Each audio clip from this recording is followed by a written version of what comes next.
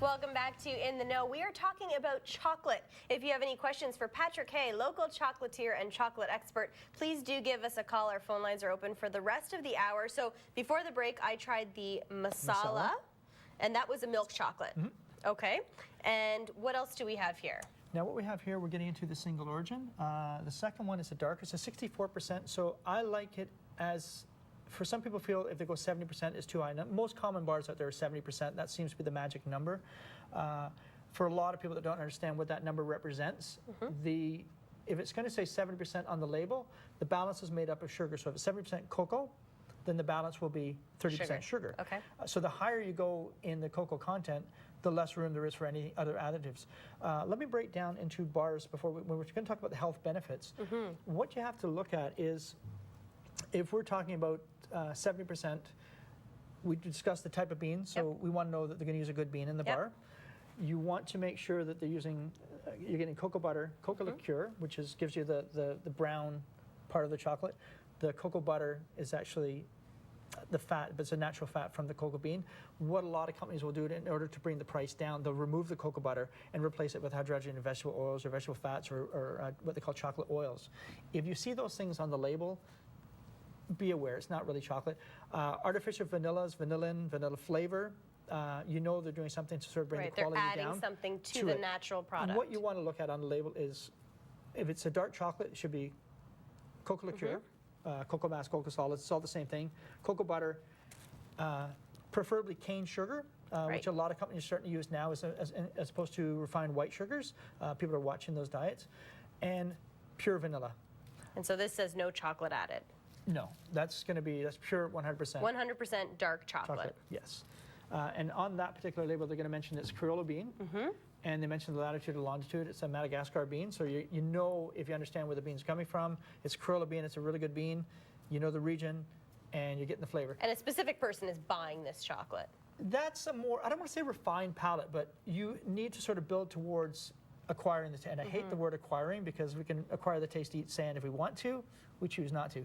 But what I find with a lot of people that come in, they start, let's say, with a 70%. We introduce them to, let's say, an 85 or a 90, and they start gradually working towards it. Once they get to the 100, you'll find they're not going back to a milk chocolate. Your palate just can't make that switch. And you appreciate the qualities of the chocolate, and you pick up all the little, again, the nuances that are in there. We mentioned about the single origin chocolate from France, Cluzel. It's a 64% single origin bar. So all the beans are coming from one plantation. If you bite into it, just let it dissolve on the top of your palate and swish it around. It'll start to release its secondary flavors, and that's what you're looking for in chocolate. I like that. You may find a fruitiness to it. And each, like say, although companies say like Cluzel or Pralou might produce a dozen different bars from different regions, they're all going to taste slightly different.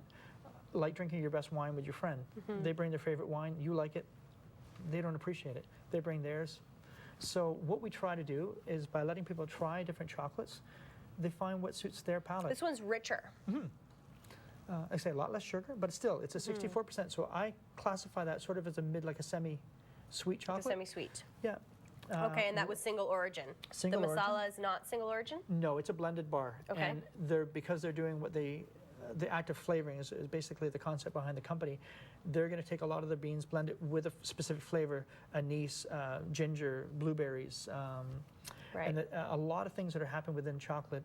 There's a company called Zotter out of Austria, and unfortunately we weren't able to have it here. It's in shipping as we speak, but they're really sort of taking the flavor of chocolate to extremes by adding things like shiitake mushrooms, olive oils, rosemaries. You pretty well name it, they've got it in chocolate. It might more, for a lot of people, be a curiosity piece. You might want to sort of try it. It might not be something you go back and buy repeatedly. Right. More of a novelty item. Exactly. Or for specific taste. If you really like, you know, the rosemary, the olives, and the basils in your chocolate, and that combination works for you, then it's an interesting combination. Someone might, I don't like that idea. Right. Okay, what's this chocolate here? Darker. This is darker. We're going to 75%, and that's Pralou, and they stick to 75, 80, and 100. They don't like to do milk chocolates. They feel it's not really benefiting the chocolate. Again, single origin, single plantation. You've cut out, again, they're using cane sugar, pure vanilla, and that's all you're going to get in the chocolate. Ooh, and that's heavier. It's a heavier, it's a thicker bar, and what you want also too with your chocolate, the snap. If it doesn't snap, if it bends or it breaks or it folds, it's not been tempered properly. And Okay. temper is it's realigning the crystals. If anyone's ever made chocolate at home, and they're whipping things together and it comes out all streaky or it bends, it's because the beta crystals that are in chocolate all have to line up at precise temperatures.